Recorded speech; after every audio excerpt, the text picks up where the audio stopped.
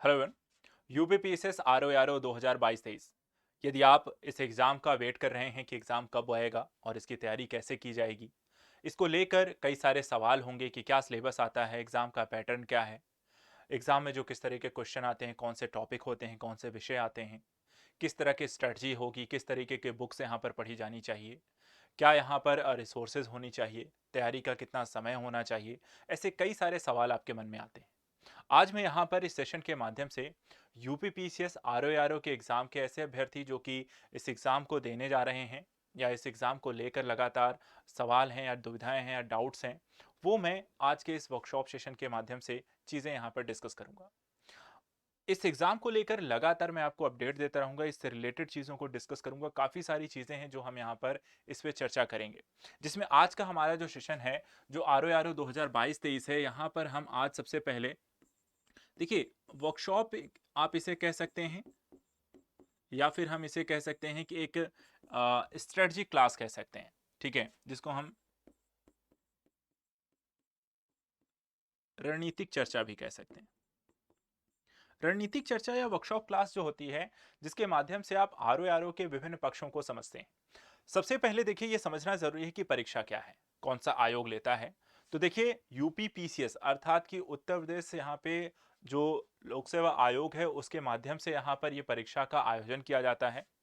परीक्षा के जो चरण हैं, पैटर्न एग्जाम का पैटर्न है, एग्जाम के पैटर्न और सिलेबस क्या है, सिलेबस में क्या क्या चीजें यहाँ पे आती हैं, विगत वर्षों के जो प्रश्न पत्र हैं वहां पर कैसे और कहां से कितने क्वेश्चन आते हैं, जिनका वेटेज कैसा है, और उसके साथ साथ आपको किस तरीके की रणनीति होनी चाहिए, क्या क्या करना चाहिए, किस तरीके से इसको फॉलोअप करना चाहिए, स्टडी कैसे करनी चाहिए, जैसे कई सारी चीज़ों को लेकर।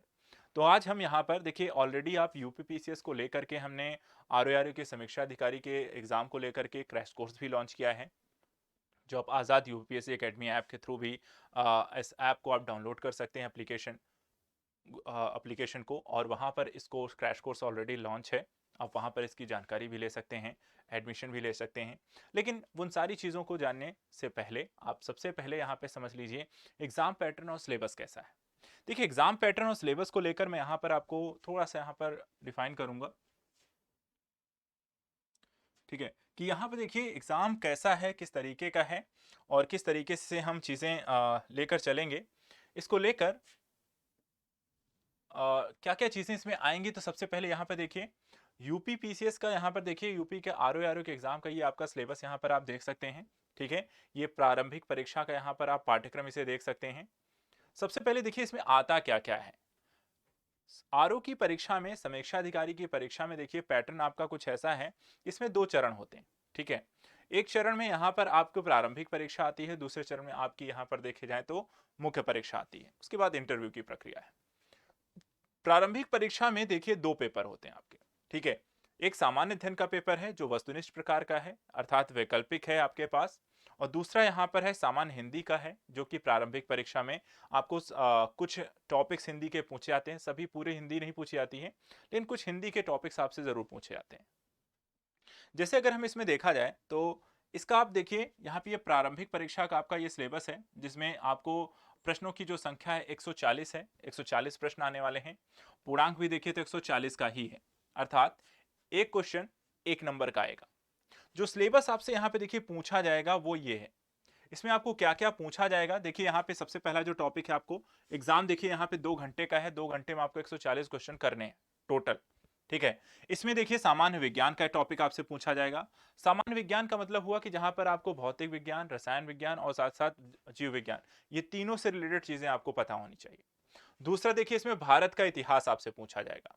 भारत के इतिहास में आपको प्राचीन भारत भी आता है, मध्यकालीन भारत भी आता है, आधुनिक भारत भी आता है, और साथ ही साथ यहाँ पर आर्ट एंड कल्चर के रिलेटेड भी क्वेश्चन आपको देखने को मिल जाते हैं, जिसे हम कला एवं संस्कृति कहते हैं। तीसरा टॉपिक देखिए, यहाँ पे भारतीय राष्ट्रीय आंदोलन, जो कि आपको देखा जाए तो आधुनिक भारत का ही हिस्सा यहाँ पर माना जाता है। इसके अलावा भारतीय राजतंत्र, अर्थव्यवस्था एवं संस्कृति यहाँ पर दी है, जिसमें हम इकोनॉमी, पॉलिटी और कल्चर के टॉपिक्स को यहाँ पर पढ़ते हैं। इसके अलावा भारतीय कृषि को लेकर के क्वेश्चन आपसे पूछा जाएगा, वाणिज्य व्यापार से रिलेटेड क्वेश्चन होते हैं। देखिए यहाँ पे एग्रीकल्चर को एक अलग से टॉपिक के रूप में दर्शाया गया है। एग्रीकल्चर को हम कई अलग अलग प्रोस्पेक्टिव में भी पढ़ते हैं। एग्रीकल्चर का थोड़ा हिस्सा आपको ज्योग्राफी के अंतर पढ़ते हैं, कुछ आपको जिसमें वाणिज्य व्यापार से रिलेटेड होता है वो इकोनॉमी के अंतर्गत पढ़ते हैं, थोड़ा बहुत हम इन्वायरमेंटल इश्यूज के इफेक्ट उसमें भी आपको आ जाता है, वो भी वहाँ पे पढ़ते हैं। और इसके अलावा एग्रीकल्चर को अलग से भी यहाँ पे पढ़ लेते हैं। तो लेकिन कई सारे एस्पेक्ट हैं, एग्रीकल्चर से रिलेटेड भी क्वेश्चन आपसे काफी सारे पूछे जाते हैं। इसके अलावा एक टॉपिक है जनसंख्या का, जिसमें सेंसस से रिलेटेड आपको क्वेश्चन आएंगे। इसके अलावा पर्यावरण अर्थात एनवायरमेंट से रिलेटेड भी आपको क्वेश्चन यहां पर पूछे जाएंगे। नगरीकरण जनसंख्या वो एक ही टॉपिक है, और पर्यावरण अर्थात एनवायरमेंट को लेकर क्वेश्चन। एक चीज यहां पे ध्यान रखिए, क्वेश्चन ये जो पूछे जाएंगे, ये जो टॉपिक है नगरीकरण पर्यावरण जनसंख्या, ये आपको भारतीय परिप्रेक्ष्य में पूछे जाएंगे। वर्ल्ड या इकोनॉमिक वर्ल्ड लेवल पे आपको चीजें नहीं पूछी जाएंगी, ये वैश्विक स्तर पे चीजें नहीं पूछी जाएंगी। किस लेवल पे हैं, सिर्फ भारत के परिप्रेक्ष्य में आपसे पूछी जाएंगी। दूसरा यहाँ पे लेकिन देखिए, भूगोल जो है वो आपको वैश्विक स्तर का भी पूछा जाएगा और भारत के स्तर का भी। यहाँ पे देखिए दोनों टॉपिक लिखे हुए हैं। विश्व का भूगोल आपको पता होना चाहिए, भारत का भूगोल पता होना चाहिए।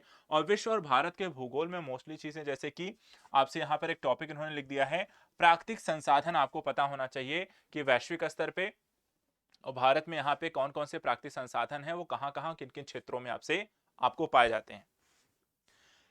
इसके अलावा आपको देखा जाए तो करंट को लेकर भी क्वेश्चन पूछा जाएगा, जिसमें सीधा सीधा इन्होंने लिखा है अधुनातन राष्ट्रीय तथा अंतर्राष्ट्रीय महत्वपूर्ण घटनाक्रम। अर्थात समसामयिक स्तर पर, राष्ट्रीय स्तर पर और अंतर्राष्ट्रीय स्तर पर कौन कौन सी यहाँ पे घटनाएं होती हैं करंट के समसामयिक संदर्भ से, उनको आपको पता होना चाहिए। जैसे भारत के परिप्रेक्ष्य में यहाँ पर है तो कौन कौन सी सोशल इश्यूज चल रहे हैं, कौन सी सरकार के द्वारा योजनाएं लेकर आई गई, कौन से संशोधन यहाँ पर किए गए, कौन सी इकोनॉमिकल डेवलपमेंट यहाँ पर हुई है। ऐसे ही अंतर्राष्ट्रीय स्तर पर भी चीजें, कौन से स्पोर्ट्स, खेल आयोजन, राजनीतिक गतिविधियां, आईआर से रिलेटेड क्वेश्चन, ऐसे ही घटनाक्रमों को हम यहाँ पर देखेंगे। तो करंट अफेयर्स आपको आना चाहिए, उसके बारे में आपको पढ़ा होना चाहिए। इसके अलावा देखिए, सामान्य बौद्धिक क्षमता अर्थात रीजनिंग आपसे पूछी जाएगी। मैथ नहीं है, लेकिन रीजनिंग से रिलेटेड क्वेश्चन आपको पूछे जाएंगे। ठीक है, तो सामान्य बौद्धिक क्षमता भी आपको पता होना चाहिए। और क्योंकि यूपी का एग्जाम है, इसलिए आपको देखिए उत्तर प्रदेश की शिक्षा, संस्कृति, कृषि, उद्योग, व्यापार, रहन सहन, सामाजिक प्रथाओं के संबंध में के बारे में भी आपको विशेष जानकारी होनी चाहिए। तो टोटल देखिए यहाँ पे लास्ट नंबर जो हमने देखा वो है 10, अर्थात 10 टॉपिक हैं जो कि आपको समीक्षा अधिकारी के एग्जाम में पूछे जाते हैं, और ये सभी 10 टॉपिक आपको अच्छे से स्टडी होनी चाहिए। दूसरा, यहाँ पर क्या लेवल क्या होता है इन एग्जाम का पूछने का, क्वेश्चन कैसे होते हैं, लेवल। ठीक है, तो देखिए जो क्वेश्चन का जो लेवल है इनका, वो आपको बहुत हार्ड नहीं है लेकिन बहुत इजी भी नहीं है, क्योंकि एग्जाम जो है वो आपको समझ पता है कि यूपी पीसीएस ले रहा है।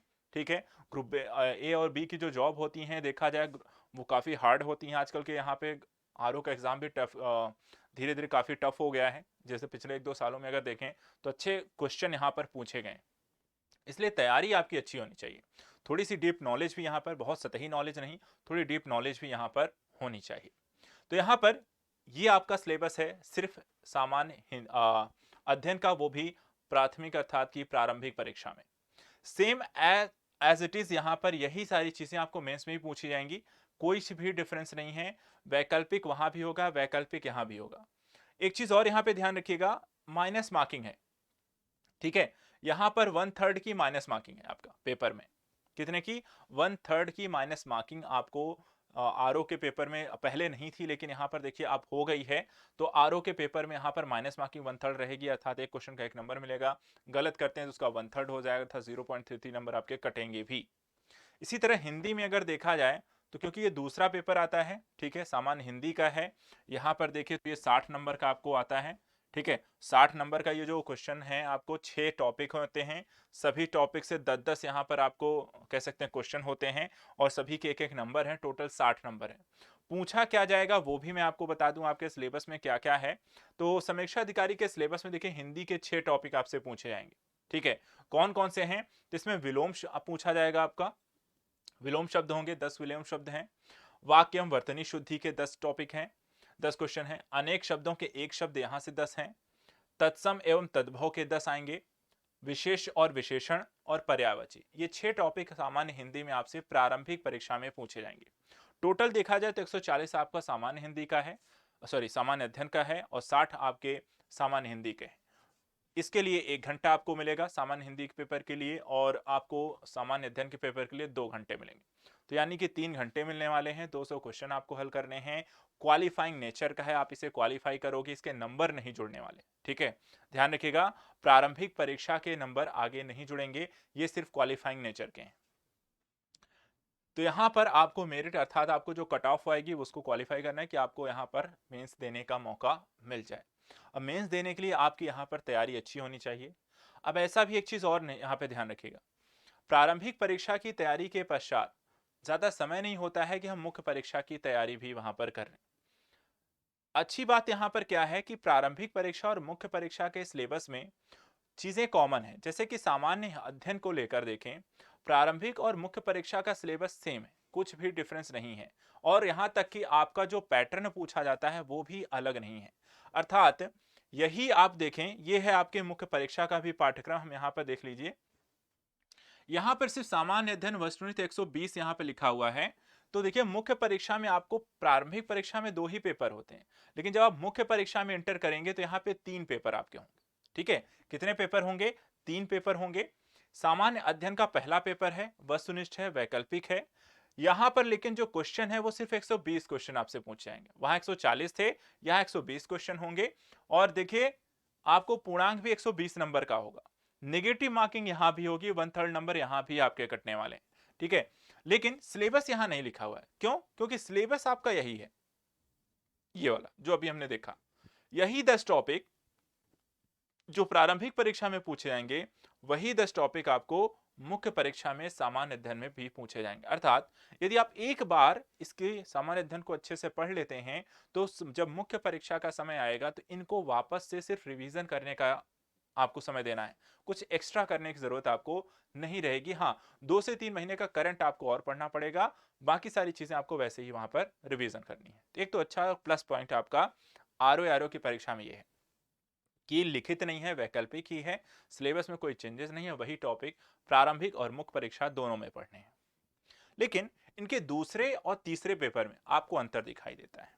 जैसे कि आइए देखते हैं।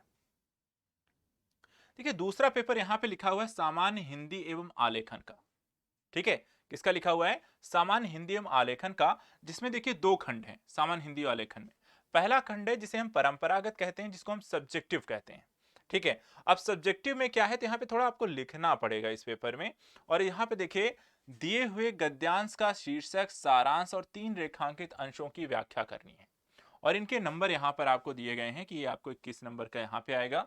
उसके अलावा किसी दिए हुए सरकारी पत्र का सारणीबद्ध टेबुलर फॉर्म अर्थात लिखना पड़ेगा, ठीक है। आपको यहाँ पे पत्र लेखन करने पड़ेंगे, गद्यांश पद्यांश के सारांश लिखने पड़ेंगे आपको, ठीक है। तो ये सारी चीजें आपके मुख्य परीक्षा के सामान्य हिंदी के पेपर में आने वाला है।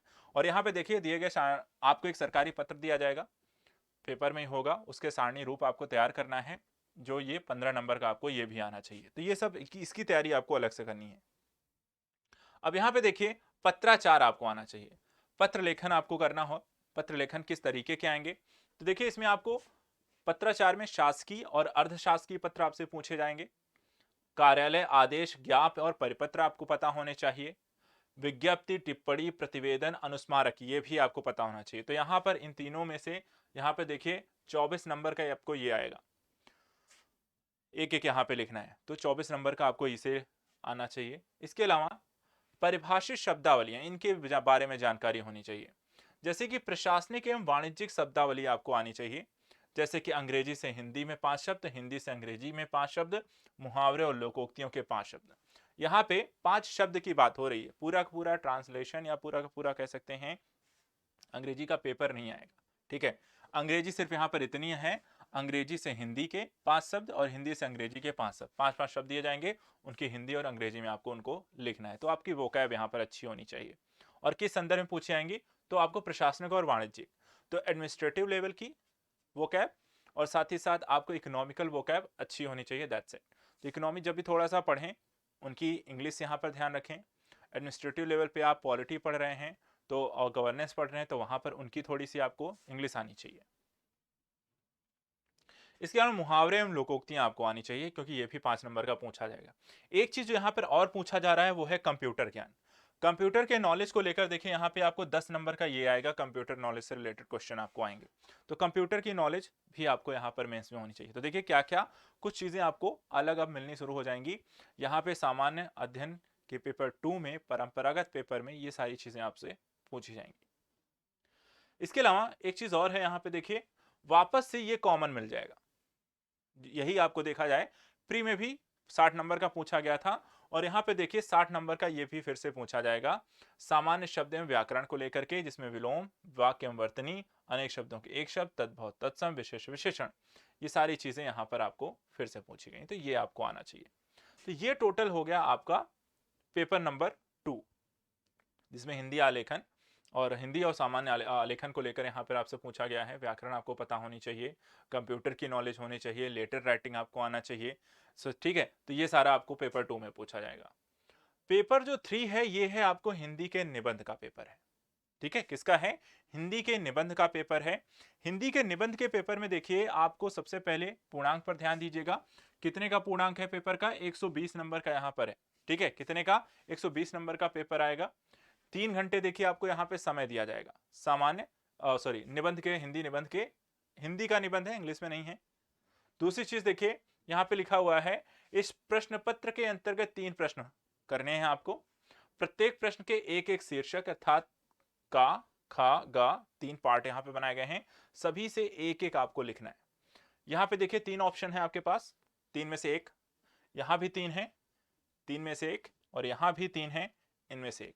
टोटल 9 दिए गए हैं। इन 9 में से आपको हर एक 3 में से एक लिखना है। तो यही यहाँ पर देखिए दी गई सीमा में से कुल लिखने हैं। शब्द सीमा ध्यान दीजिएगा, निबंध आपको कितने शब्दों में लिखना है। तो शब्द सीमा भी आपको पता है, 600 शब्दों में निबंध आपको लिखना है। कितने? 600 शब्दों में आपको निबंध। तो इनकी क्या है, लेटर राइटिंग हो गया, ऐसे राइटिंग हो गया, इनकी आपको राइटिंग करके अर्थात लिखना पड़ेगा।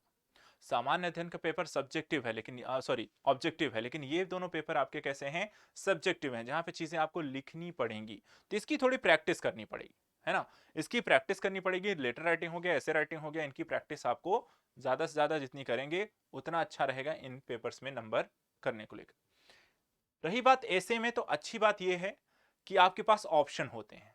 कंपलसरी नहीं है कि उन्होंने एक टॉपिक दे दिया इसी से लिखना है। आपके पास 3 टॉपिक होंगे, 3 में से हर एक ग्रुप, 3 ग्रुप बनाए जाएंगे। एक एक ग्रुप में 3-3 यहाँ पे ऑप्शन होंगे, और उन 3 में से वापस आपको एक ही लिखना है। जैसे पहला ग्रुप यहाँ पे देखिए बनाया गया है साहित्य और संस्कृति, सामाजिक क्षेत्र और राजनीतिक क्षेत्र का। तो यहाँ पर सामाजिक क्षेत्र से जैसे कोई आपको सोशल इशू को उठाकर उन्होंने क्वेश्चन पूछ लिया। राजनीतिक क्षेत्र में कोई यहाँ पर आपको देखा जाए तो पॉलिटी हो गई, उससे रिलेटेड को क्वेश्चन उठा के वो दे सकते हैं। साहित्य एवं संस्कृति को लेकर ऐसे ही भारत की कोई क्वेश्चन उठा के वो पूछ सकते हैं। दूसरा देखिए, दूसरा जो ग्रुप बनाया गया है वो है विज्ञान, पर्यावरण, प्रौद्योगिकी का है, आर्थिक क्षेत्र और कृषि एवं व्यापार का है। तो यहाँ पर दूसरे ग्रुप में से आपको किसी एक टॉपिक में से यहाँ पे ऐसे राइटिंग करनी है। और तीसरा जो ग्रुप बनाया गया है वो राष्ट्रीय एवं अंतर्राष्ट्रीय घटनाक्रम का है, प्राकृतिक आपदाएं जिसमें भूस्खलन, चक्रवात, भूकंप, बाढ़, सूखा इत्यादि से रिलेटेड है, और राष्ट्रीय विकास योजनाएं यहाँ से पूछा जाएगा। तो 9 में से कोई 3 टॉपिक जो हैं वो आपको यहाँ पे ऐसे राइटिंग आपको आनी चाहिए। ठीक है, तो यहाँ पे देखिए टोटल नंबर कितना है। ठीक है, टोटल नंबर पे यहाँ पे ध्यान दीजिए, टोटल मेंस का कितने नंबर का पेपर होना है। तो पहला पेपर जो सामान्य अध्ययन का 120 नंबर का है, दूसरा यहाँ पे हिंदी और लेखन 160 का है, और तीसरा यहाँ पर हिंदी जो निबंध है वो 120 नंबर का है। टोटल देखा जाए तो जो पूर्णांक आपको आएगा वो 400 नंबर का यहाँ पे पूर्णांक आना है। ठीक है, 400 नंबर का पूर्णांक आएगा, और 400 नंबर आपको यहाँ पर अचीव करने हैं। सॉरी, 400 नंबर में आप मैक्सिमम कितना नंबर अचीव कर सकते हैं वो आपके लिए बेनिफिशियल है। कोशिश यहाँ पर है कि हिंदी ऑब्जेक्ट सामान्य अध्ययन में, क्योंकि वहां पर आपको वही सारी चीजें पढ़नी है, हिंदी में भी ग्रामर आपको दोनों ही पोर्शंस में काम आ जाएंगे। 60 नंबर का प्री में, 60 नंबर का मेंस में। तो ये सारी जो मेहनत है हमें यहाँ पर करनी है आरओ के लिए। तो एक चीज क्लियर हो गई, आपका पैटर्न कैसा है, सिलेबस क्या है, कितने कितने नंबर की चीजें आएंगी, और क्या यहाँ पर आपको नेगेटिव एस्पेक्ट मार्किंग है, क्या क्या चीजें कितने कितने नंबर के हमें यहाँ पर पढ़नी। ठीक है, तो इसको अच्छे से ध्यान से, सिलेबस को, सबसे पहला जो काम होता है हमारा कि हमें अपना सिलेबस अच्छे से पता होना चाहिए।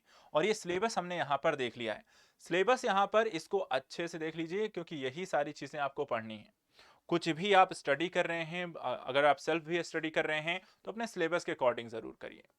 दूसरा जो काम यहाँ पर देखिए, पहला अगर आपने ये क्लियर हो गया है कि आपका एग्जाम क्या है, कौन लेता है, पैटर्न क्या है, और तीसरी बात हमने यहाँ पर सिलेबस आउट भी चेक कर लिया।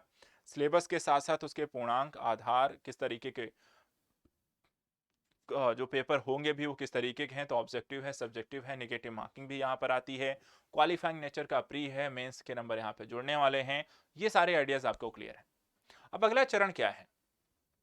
अगले चरण में हम चीजें देखते हैं कि देखिए प्रीवियस ईयर जो क्वेश्चन पेपर आए, ठीक है, प्रीवियस ईयर क्वेश्चन पेपर का वेटेज क्या रहा, कितने नंबर का पूछा गया। दूसरा फिर उसके बाद यहां पर हम देखते हैं कि उस हिसाब से फिर हमारी प्रिपरेशन होनी चाहिए, ठीक है। तो हमें अगर वेटेज भी यहां पर क्वेश्चंस के पता चल जाएंगे तो हमारा काम आसान हो जाएगा कि हम आगे कैसे स्टडी करने वाले हैं। और फिर इसके बाद हमारा काम आता है कि हम कैसी स्ट्रेटजी बनाएं कि चीजें यहां पर आसान हो जाएं, प्रिपरेशन हमारी अच्छी हो जाएगी, है ना। तो आज के यहाँ पर इस टॉपिक में हमने देखा कि सिलेबस आपको कैसे, यहाँ पर सिलेबस है, पैटर्न है, ये हमने इसको डिस्कस कर लिया है। नेक्स्ट में देखेंगे कि यहाँ पर आपका किस तरीके का वेटेज सिस्टम यहाँ पर आपको पेपर्स में कैसा है, कितने नंबर के क्वेश्चंस आपको पूछे जाते हैं, उनको किस तरीके से आपको हैंडल करना है, ये सारी चीजें, ठीक है। तो चलिए देखते हैं अगला टॉपिक, वेटेज यहाँ पर किस तरह के क्वेश्चंस आपको क्या पूछे जाते हैं।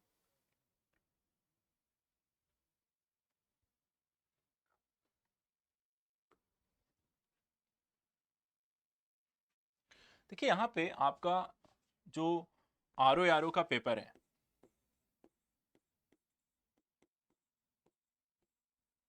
ठीक है, यहाँ पर पिछले अगर आप 2-3 सालों के क्वेश्चन देखें जो हमने यहाँ पर विश्लेषण किया है, उस विश्लेषण के आधार पर ही अगर देखा जाए तो यहाँ पर काफ़ी सारे जो क्वेश्चंस हैं आपको पूछे आते हैं अलग अलग प्रोस्पेक्टिव में। इसमें आपको हिस्ट्री हो गया, सबसे ज़्यादा जो वेटेज आपको दिखाने को मिलता है, भारांश हम जिसे कहते हैं, भारांश जो है हमने सामान्य अध्ययन का देखना है, ठीक है, क्योंकि वही प्री और मेंस में आना है। बाकी हिंदी का तो आपको पता ही है, उसको तो पहले उन्होंने वेटेज बना के दे दिया है कि 10-10 नंबर के सब आएंगे, ठीक है। लेकिन सामान्य अध्ययन का वेटेज क्या है, भारांश क्या है सब्जेक्ट्स का? अब इसमें सबसे ज्यादा देखिए, जो अगर हम कहें कि टोटल 10 टॉपिक हैं, 10 में से सबसे ज्यादा आपको किस में आते हैं,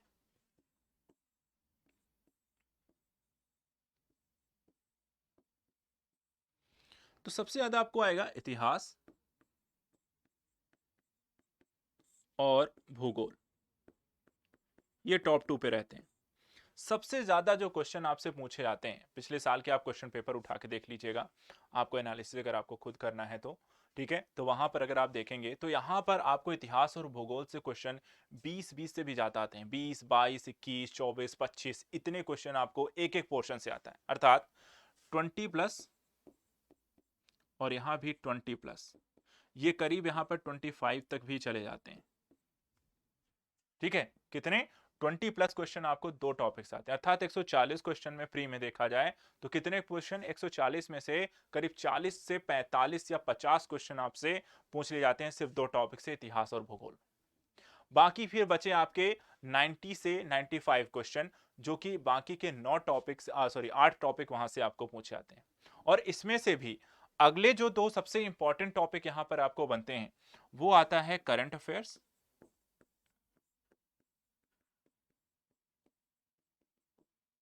और उत्तर प्रदेश। करंट अफेयर्स और उत्तर प्रदेश के अगर हम क्वेश्चन देखें तो यहां से भी आपको क्वेश्चन करीब करीब यहां पर 15-15 क्वेश्चन, ठीक है, 15-15 क्वेश्चन आपको करंट अफेयर्स और उत्तर प्रदेश से पूछ लिए जाते हैं। तो 20-20 से ज्यादा इतिहास भूगोल और यहां पर करंट अफेयर्स और उत्तर प्रदेश को मिला लें तो इन चार पोर्शन से ही मिलाकर करीब आपको क्वेश्चन का, सिर्फ चार से मिलाकर करीब 70 से 80 क्वेश्चन, 50%, ठीक है, 50 से 55% जो क्वेश्चन आपसे पूछाते हैं सिर्फ चार टॉपिक से आते हैं। कौन कौन से हैं? तो इतिहास है, भूगोल है, करंट अफेयर्स और उत्तर प्रदेश, यहां से मिलाकर आपको टोटल चार कह सकते हैं कि 70 से 80% आपको क्वेश्चन पूछे जाएंगे। इसके अलावा अदर जो टॉपिक आते हैं वो भी हैं, जैसे कि इसमें राज व्यवस्था है, जिसको हम पॉलिटी कहते हैं, अर्थव्यवस्था है, सामान्य विज्ञान है,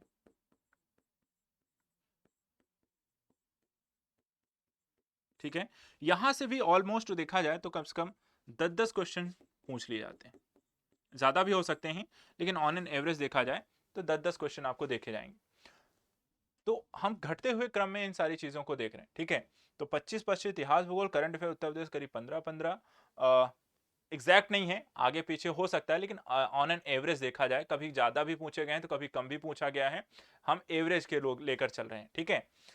राज व्यवस्था, अर्थव्यवस्था और सामान्य विज्ञान से भी 10 प्लस हो जाते हैं, कभी कभी कम भी हो जाते हैं, 7 8 9 भी हो जाते हैं, तो कभी 11 12 13 भी जाते हैं। तो ऑन एवरेज मानकर चलते हैं 10-10 क्वेश्चन, ठीक है। इसके अलावा अब बचा आपका यहाँ पे सेंसस अर्थात जनगणना, जनगणना और नगरीकरण को लेकर जो क्वेश्चन आपसे पूछे जाएंगे, करंट अफेयर्स को लेकर यहाँ पे जो क्वेश्चन आपसे पूछे जाएंगे, और पर्यावरण को लेकर जो क्वेश्चन पूछे जाएंगे, ठीक है। सॉरी, करंट अफेयर्स नहीं, रीजनिंग।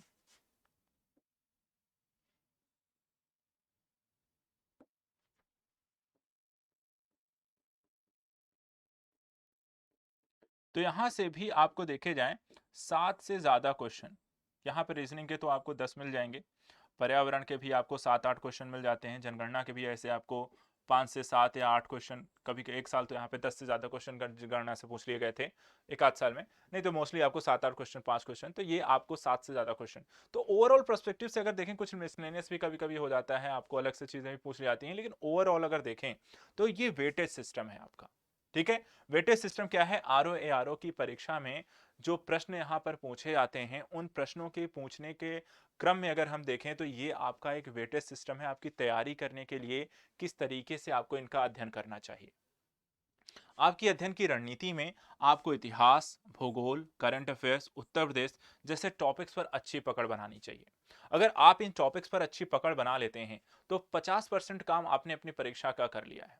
बाकी 50% काम के लिए आप यहाँ पर अपनी राज्य व्यवस्था, अर्थव्यवस्था, सामान्य विज्ञान, जनगणना, रीजनिंग और पर्यावरण पर निर्भर करते हैं। लेकिन सिर्फ 4 विषय से आप 55% तक आप अपना स्कोर कर सकते हैं। और उसके बाद भी अगर हम देखें तो जैसे कि यहाँ पे राज्य व्यवस्था है, अर्थव्यवस्था, सामान्य विज्ञान, जनगणना, रीजनिंग, पर्यावरण, ये भी इसमें से देखिए, जैसे जनगणना है, रीजनिंग छोटा टॉपिक है, रीजनिंग सॉरी पर्यावरण छोटा सा टॉपिक है, जनगणना को लेकर है, अर्थव्यवस्था में देखे जाए तो करंट ओरिएंटेड क्वेश्चन काफी पूछे जाते हैं, सामान्य विज्ञान को लेकर हो गया, फैक्चुअलाइजेशन है, बहुत ज्यादा आपको देखा जाए तो चीज़ें जो हैं वो आपको कुछ स्पेसिफिक टॉपिक्स को लेकर ही क्वेश्चन आपसे पूछते हैं। तो यहाँ पर अगर थोड़ी सी हम रणनीति बनाकर चलें तो यहाँ पर इन टॉपिक्स को अभी रिवीजन करने के लिए पर्याप्त समय हमें मिल सकता है, और हमारी जो तैयारी है वो एक अच्छा आधार यहाँ पर मिल सकती है।